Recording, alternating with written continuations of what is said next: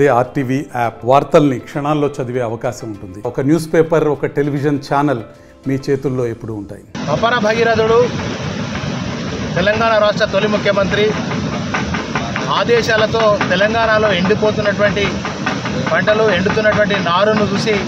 ఒక దిక్కు తాగే నీళ్లు లేక, ఒక దిక్కు సాగు చేసుకునే నీరు లేని పరిస్థితులలో ప్రాజెక్టులన్నీ ఎండిపోయి అటు ఎంఎండి కావచ్చు, అటు ఎంఎండి కావచ్చు, ఇటు ఎల్ఎండి కావచ్చు, రంగనాయక సాగర్, మల్లన్న సాగర్, కొండపోచమ్మ, ఇవన్నీ కూడా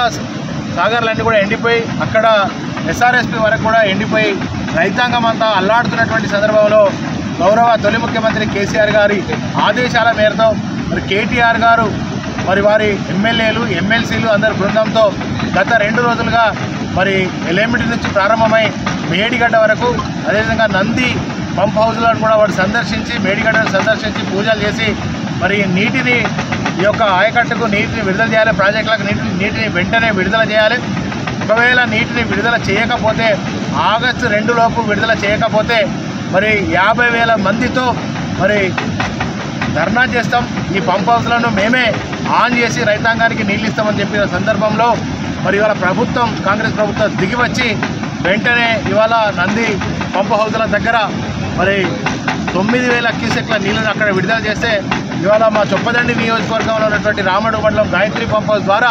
ఇవాళ సుమారుగా 6,000 క్యూసెక్ల నీళ్లను మరి ఇవాళ విడుదల చేయడం చాలా సంతోషం, శుభపరిణామంగా భావిస్తూ,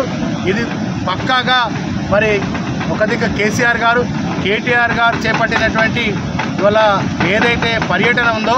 ఆ సందర్భంగానే ఇలా కాంగ్రెస్ ప్రభుత్వం దిగివచ్చి నీళ్లను విడుదల చేసింది. ఇలా రైతాంగానికి కూడా నీళ్ళు ఇస్తున్నటువంటి సందర్భంలో మరి గతంలో 10 ఏళ్ల కింద ఏ విధంగానైతే తెలంగాణ ఉండేనో, 10 ఏళ్ల కింద ఉన్నటువంటి వాతావరణం ఏ విధంగానైతే ఉండదో, ఇక్కడ ఎడారిలాగా ఉన్నటువంటి పరిస్థితిని మరి అపర భగీరథుడు ఒక కాళేశ్వరం ప్రపంచంలోనే అతిపెద్ద భారీ ఎత్తిపోత ప్రాజెక్టులను నిర్మాణం చేసి రైతాంగానికి 1 కోటి ఎకరాల మాగానిగా మార్చాలని కేసీఆర్ గారు ప్రయత్నం చేస్తే ఇలా కాంగ్రెస్ ప్రభుత్వం వచ్చినటువంటి 8 నెలల్లో మరి ఇవాళ ఈ యొక్క ఎండిపోయినటువంటి కెనాల్స్, కాలువలు, చెరువులన్నీ కూడా ఉన్నటువంటి సందర్భంలో ఇవాళ మళ్ళీ తిరిగి నీళ్లను ఇవ్వడం అభినందనిస్తూ ఇది పక్కాగా భారత రాష్ట్ర సమితి రైతాంగ విజయంగా మేము భావిస్తాం. మరిన్ని వీడియోస్ కోసం ఛానల్ ని సబ్స్క్రైబ్ చేయండి, లేటెస్ట్ అప్డేట్స్ కోసం వాట్సాప్ ఛానల్ ని ఫాలో చేయండి, అండ్ లింక్ డిస్క్రిప్షన్ లో ఉంది.